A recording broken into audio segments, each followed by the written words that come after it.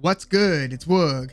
The Coachella lineup has been announced. And it's about damn time. I mean, there were several days that went by after like the first rumors started coming out, and then there were reports of other promoters and festivals and artists being impacted by the delay of the lineup announcement due to exclusivity clauses and radius clauses and different things that Golden Voice, who puts on Coachella, have in place to make sure that the artists that are performing at their festival aren't also playing anywhere nearby anytime soon without it also being a Golden Voice promoted event. So there was a lot of disruption, and I don't know how much truth there actually is to the impact that it was having on the greater music environment. But now the announcement is in. We know who the headliners are. We know who all is going to be performing at Coachella. So I want to get right into the lineup, but I want to start off by giving my 2 or 3 biggest takeaways, and then I'll get into talking about some of the other artists on this lineup as well.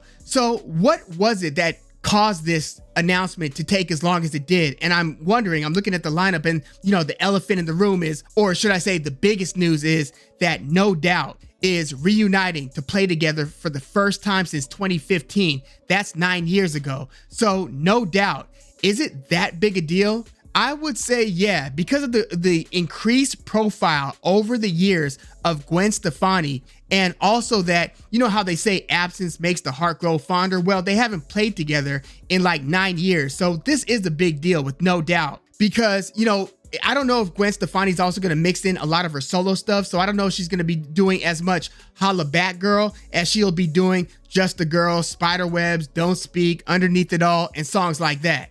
But yeah, I would say that the No Doubt news is something to get excited about. Especially, look, I am of that era. Without aging myself too much, yeah, I am not only of that era, but I'm from Anaheim, California, the home of No Doubt. Like, they went to Loera High School, which is literally like 5 minutes from, where I grew up. And so like a lot of my friends, most of my best friends went to Loera High School, same school that Gwen Stefani and the bandmates did. So I remember just before their breakthrough album, Tragic Kingdom, was released, like how quickly they went from performing at house parties to being like major players on the national and then international music landscape. So that is a pretty cool deal. So that's one takeaway. Another takeaway would be that, in terms of the level of headliner here, this isn't like the biggest in terms of star power. Now, Tyler, the Creator, is a star. Lana Del Rey is a star. Doja Cat is a star. And again, you get this bonus headliner with No Doubt. But this isn't like the level of like Kanye West like star. Jay-Z, when he performed in 2010. I did attend that Coachella in 2010 with Jay-Z headlining on Friday. This isn't Snoop Dogg and Dr. Dre featuring Eminem level, right? So we've seen like bigger headliners. Like Lana Del Rey, she is super critically acclaimed. She's dropped multiple excellent albums. She's dropped several very good albums. So she is kind of a critical sweetheart, but it's not like she's performing in stadiums or even arenas yet. Maybe she'll get to that point, and her profile has grown over the years, but she's not like Red Hot Chili Peppers big or Radiohead big. So this isn't the largest in terms of the level of headliner here, but they are good headliners. I mean, Doja Cat just over the past couple of years has grown from a artist with a pretty decent following to becoming a star in her own right over the last couple of years. I mean, I used to manage LA warehouse venues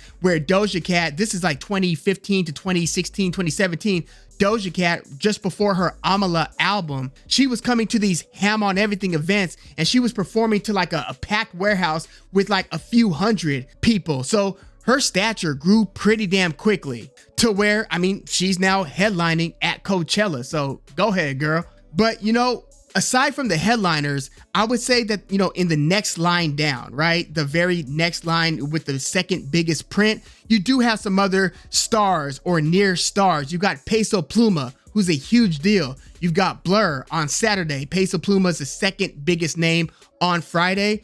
Blur is the second biggest name, at least in print, on Saturday. Blur is Damon Albarn's 90s Britpop band who still releases music. I mean, they just released an album this past year. So usually, I mean, Damon Albarn, one way or another, is often performing at Coachella. If it's not Gorillaz, it's Blur.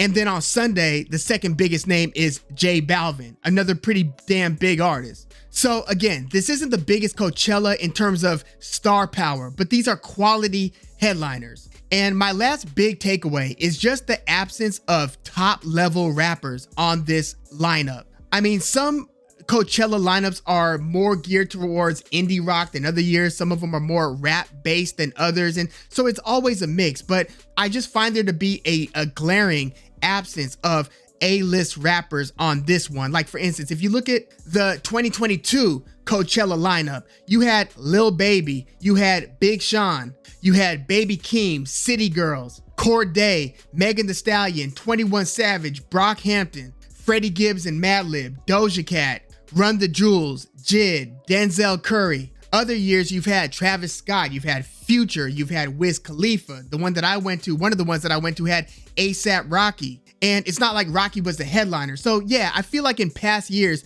you had a lot more A-list rappers. I mean, you do have a few on this one. You've got Lil Uzi Vert, you've got Ice Spice, you've got Coi Leray, you've got Nav, you've got Lil Yachty, even though Lil Yachty's latest album was like a psychedelic album, a very interesting genre switch. And then of course you got the two headliners, Doja Cat and Tyler the Creator. So you've got some big rappers, but not nearly the same volume of A to B list rappers as you've had on other Coachella lineups. But I also noticed that on this lineup, there are a lot of like artists that are just starting to emerge a bit. You've got a lot of lesser name, lesser tier artists as soon as you get down to like the third and fourth line on some of these days. Usually the top 2 to 3 lines is full of, you know, pretty big names, like pretty hot artists, if not the biggest artists, some hot artists with some very big emerging followings.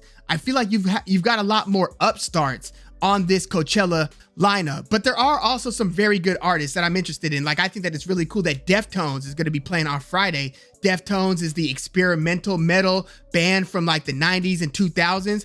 Really cool artists. You've got Justice, who had that song Dance, really cool dance song called Dance by Justice. Yeah, so they're on Friday as well. Faye Webster, I'm surprised that she's as high as the third line on this thing. Faye Webster, pretty good indie artist, kind of like a soft tone spoken singer on the indie scene. You've got Tinashe, who's also on that third line. You know, I'm surprised that Brittany Howard is as low as the fourth line. She's the vocalist from Alabama Shakes, and she just signed a new deal. And I liked her last solo album, but yeah, Brittany Howard, she's going to be performing on Friday as well. You've got Black Country New Road, really cool post-punkish band who recently, you know, their lead singer parted with the band. So it's going to be interesting to see the new road that Black Country takes. So Black Country New Road is going to be performing as well. The Beths, pretty cool indie rock, post-punkish, you know, pop-punkish band. They're on the fifth line. They released a pretty cool album a little bit over a year ago. And then, of course, you've got on Friday, Lana Del Rey and Peso Pluma. And then on Saturday, again, you've got Tyler, the Creator headlining. You've got Blur. You've got Ice Spice. And then you've got the current configuration of Sublime. You've got Bleachers, which is Jack Antonoff, the super producer who produces a lot of Taylor Swift's music, produces a lot of Lana Del Rey's music, some St. Vincent, a lot of artists, right? He's like one of the best. He's a 2-time Grammy award-winning producer of the year. And his artist name is Bleachers. So he's going to be performing. Grimes is going to be performing on Saturday. John Batiste, the current champion, if you will, the current Album of the Year winner, who's also up for Album of the Year this year. I was shocked when he won the Grammy for Album of the Year with We Are last year. And again, his new album, World Music Radio, which I actually like a lot. From top to bottom, that's a very, very quality album by John Batiste. He is up for another Album of the Year, and he's going to be performing on Saturday at Coachella. That's pretty cool. And he's one of those like musicians. Like, he was well respected in the game way before he was like a household name, way before he was even on Stephen Colbert's late night show as the band leader. You've also got local band, the Red Pears. And I say local to like Southern California, LA. I didn't know that they were that big of a band. Like, I used to see them a lot just around like the, you know, the music scene in LA around that, you know, 2016, 2017-ish time. And they were emerging, but I didn't know that they were big enough to merit the fourth line on a Coachella lineup. Like, they're on the same line as Kevin Abstract. So yeah, that's pretty cool for them. I mean, they're on the line above 10 Point Never, who produced the latest Weeknd album and is one of those kind of glitchy, I would say, ambient experimental producers. Yeah, 10 Point Never is like on the line below the Red Pears.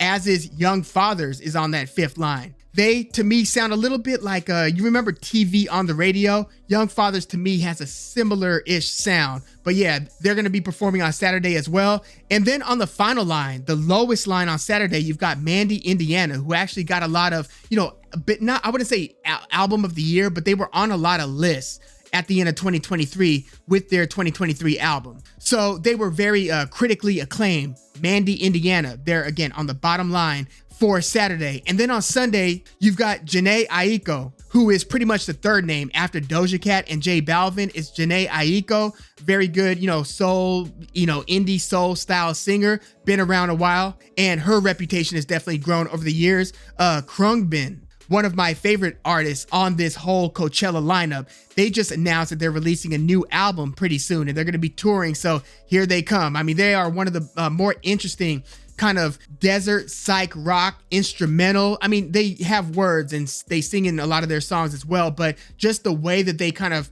work their psychedelic style. They're from Houston, Texas, and it's a trio. Very good band, Khruangbin, and they've got a huge and growing following. So yeah, I remember when they were barely scratching the surface near the bottom lines of the Coachella lineup. Now they are on the 2nd line. So that tells you how much their stature has grown over the years. Lil Yachty's also on that 2nd line. And then on the 3rd line, you've got BB Rexa, which, I thought that she's more of a pop artist. So it's interesting that she's kind of taking this, Coachella lineup approach. To be honest, I thought that when she was up for Best New Artist a few years ago at the Grammys, I thought that she would be further along career-wise by now because she does have a lot of talent. So maybe this shift of focus to try to garner friends from the quote-unquote indie scene, even though, I mean, Coachella is about as commercial as it comes, but it features a lot of indie-style artists. So it's interesting to me that BB Rex is on there. It's cool that she is on there, and she's on the 3rd line. Coi Leray, very impressive rapper. I feel like she gets slept on because she's like, she's a former Source magazine co-owner Benzino's and former rapper Benzino, former rival of Eminem, Benzino, Love and Hip Hop reality star for some time, Benzino. Coi Leray is his daughter, and I felt like she was gonna get fronted on and get denied in terms of people acknowledging her talent because of her relationship. But if you listen to Coi Leray spit, she's got skills. She's got real rap skills. So yeah, she's gonna be performing. Nav is gonna be performing as well. He kind of has that, Gunna style where you're kind of like sing rapping, very drowsy sounding, just that kind of auto-tuned voice. Like that's his style. And Anthony Fantano of Needle Drop always points out how cookie cutter he thinks Nav's style is. Go check that out online. Tems is performing on Sunday. Tems is from Lagos, Nigeria. She's an Afrobeats / I would say alt R&B style artist. Very good artist. She's going to be on there. One of my favorite artists from this past year, at least somebody who dropped one of my favorite albums, Victoria Monet. She dropped an album called Jaguar 2. That's, she's Grammy nominated in a few categories. This was her debut album. Victoria Monet actually first started to emerge because she was one of Ariana Grande's main songwriters. So that's how she really cut her teeth and paid her dues in the game. She wrote over the course of a few Ariana Grande albums. She wrote a ton of those songs. And so she just dropped her debut, Jaguar 2, last year. Excellent album. It was like one of my top 15 albums of the year for 2023. So yeah, Victoria Monet, excellent artist. Glad to see her on the lineup. Early 2000s band, Taking Back Sunday. They are literally taking back Sunday on this Coachella lineup. Mdu Mokhtar is going to be performing as well. Mdu Mokhtar is from Niger, and he's got kind of a psychedelic blues rock style. Listen to his latest album. I really like that artist. Glad to see him back. Jockstrap is on Sunday as well. Jockstrap had a very critically acclaimed album in 2022. And I was very surprised to see that Feeble Little Horse, who also dropped one of my favorite albums of 2023, the album's called Girl with Fish. Feeble Little Horse is on the latest line, the smallest line, the bottom of the Sunday lineup. I thought that based on how renowned or how much love their album got on some of those lists at the end of the year, I would have expected to see them a couple lines up. Feeble Little Horse, very cool, kind of shoegazy, a bit of noise rock, a little bit of dream pop, but not quite dream pop. I would say some shoegaze, but also some jangle rock with some psychedelic leanings. an interesting sound, some fuzz on the guitars, just a lot of earworms, ear candy, if you will, on that Girl with Fish album by Feeble Little Horse. Very interesting band. I can't wait to hear what they come out with next, because again, I really like that album. I think that that was in my top 15 or top 20 albums of 2023. But yeah, those are just some of my basic thoughts. Again, I think that it was a cool surprise to see No Doubt on there. They did take a while. Coachella took a while to announce this one, but let me know what you think the result is. Was it anticlimactic? Because yes, we did get No Doubt, but the rumored headliners, Lana Del Rey, Tyler the Creator, and Doja Cat did in fact end up being the headliners. Let me know what some of your favorite surprises were on this lineup, and if you were happy with it or disappointed with it, let me know your thoughts overall in the comments. Like the video, subscribe to the channel if you love music like I do. I'm Woog. Thanks for tuning in.